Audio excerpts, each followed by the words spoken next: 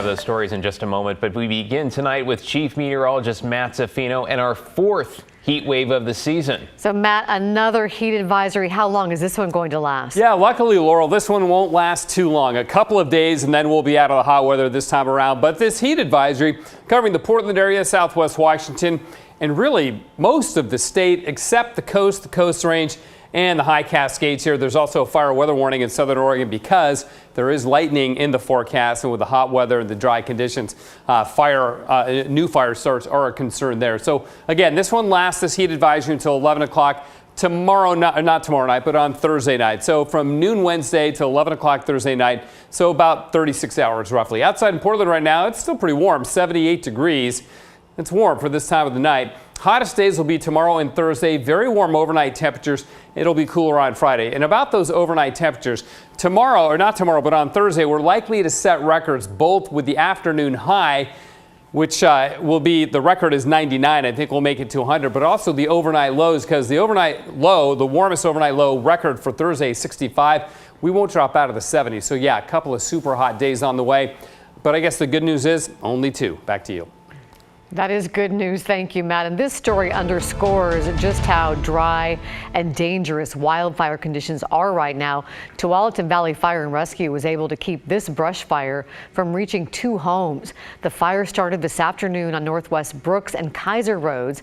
That's near Cornelius Pass Road and Skyline Boulevard in Northwest Portland. It burned about 2 acres before firefighters were able to get it under control. They are now mopping up hot spots in the area.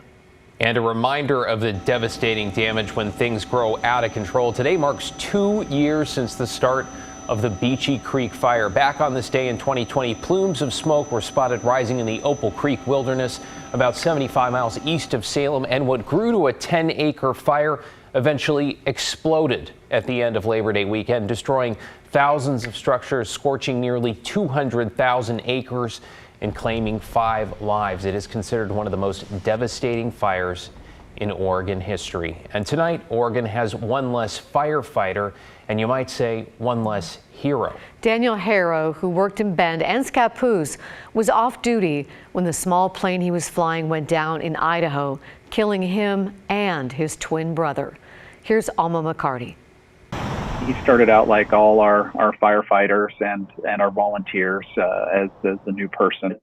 He was more than just a paramedic and a firefighter. When he talks about Daniel Harrow, Scappoose Fire Chief Jeff Pritcher remembers his practical jokes, his passion, and his commitment. He was revered by our volunteers. Everybody on our staff just thought the world of him. Harrow left Scappoose for a job in Bend a few years back. And when he wasn't at work, he was either training for an outdoor adventure or he was adventuring. And while returning from another adventure, a backcountry camping trip, 38-year-old Daniel Harrow and his twin brother Mark died when the plane Daniel was piloting crashed Monday near Yellow Pine, Idaho. Bend Fire and Rescue said Harrow was an avid flight enthusiast and called the loss devastating. We made sure that we reached out to folks that weren't on duty that day, not only to share the heartbreaking news, but also to make sure that we set up a support structure. And in a statement, Pritcher's Bend counterpart,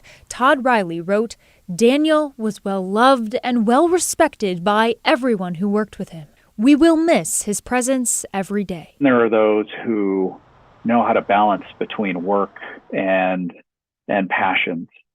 And one of the most unique qualities about Daniel is that not only did he strike that balance, but he shared his passions with all of us. The cause of that plane crash that claimed the lives of Daniel and Mark is unknown, currently under investigation by local authorities. Both men are survived by their wives. Bend Fire and Rescue is coordinating honor services for Daniel alongside his family. Both 38 years old. Alma, appreciate your reporting on this tonight. Let's get you caught up on tonight's other headlines. Republican Congresswoman Liz Cheney has lost her primary in Wyoming. In the last few hours, she was unseated by Trump-backed rival Harriet Hageman. Cheney was targeted by former President Trump both for her impeachment vote and her role on the January 6th committee. I have said since January 6th that I will do whatever it takes to ensure Donald Trump is never again anywhere near the Oval Office, and I mean it. Yes, Wyoming has spoken, and we have made it clear that we are taking our country back. Hageman will face Democrat Lynette Graybull for Wyoming's sole congressional seat in November. We're still waiting, by the way, for results out of Alaska. Cheney has not yet publicly announced her next political steps. Betsy Johnson has turned in the thousands of signatures she needs to make it on the ballot in the race for Oregon governor. Her campaign says she turned in more than 48,000. That's about double the nearly 24,000 needed to qualify for the November ballot. Johnson, an unaffiliated candidate, served for decades as a Democrat in the Oregon legislature. If the Secretary of State confirms she is qualified, Johnson will face Republican Christine Drazan and Democrat Tina Kotek.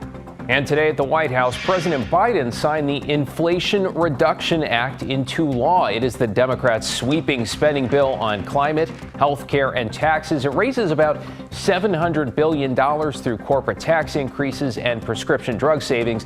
The bill will spend about $400 billion on clean energy and health care provisions. Now, both the House and Senate passed it strictly along party lines with no Republican support. Well, if there's any story to pay close attention to or share with your loved ones tonight, it is this one. And we say that because local law enforcement are warning about a new form of fentanyl in our area. It is called rainbow fentanyl, though with its bright colors and forms, it looks and feels something like sidewalk chalk. And as Mike Benner reports, it's even more deadly. Be very cautious, be very careful. Lieutenant Matt Jordan of the Multnomah County Sheriff's Office warning the public about what deputies recently discovered while executing a search warrant. Amongst the guns, cash, meth, and heroin, deputies found 4 grams of multicolored powdered fentanyl.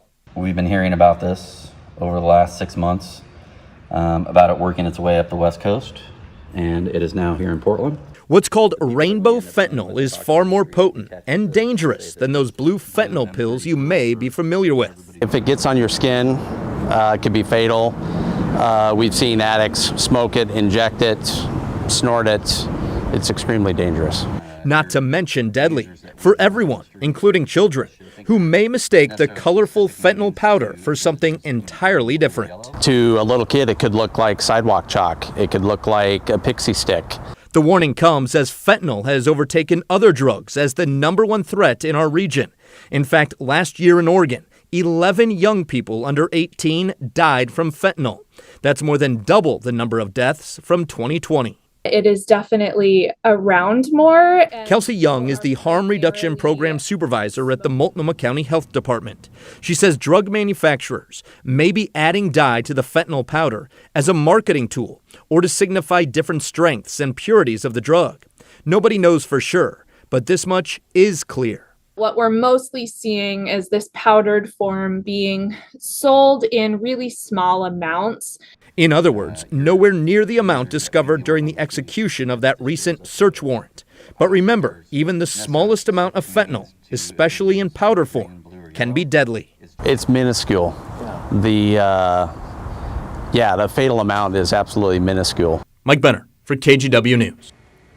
Yeah, in fact, just a few grains less than fits on the tip of a pencil. And when it comes to all drug overdose deaths here in Oregon, here are the latest numbers. More than 1,000 deaths in a 12-month period ending in February. That's according to the CDC. That's up 21%, you see, from the same period a year earlier. If you can, please share Mike's story. It's up right now at KGW.com. Now to developing news where someone stole a nonprofit's electric bike and cart from its Southeast Portland warehouse early Friday morning. Trash for Peace picks up trash around homeless camps and other parts of the city using that e-bike and an attached trailer. They say without them, it makes their job a lot harder to do.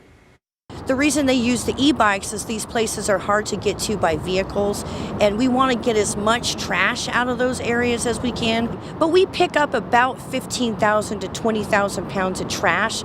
We're hoping with these e-bikes we're going to be able to pick up twice as much trash. Thieves also stole the nonprofit's 4 tablets and a filing cabinet. Here's a look at that e-bike again. If you see it, call police.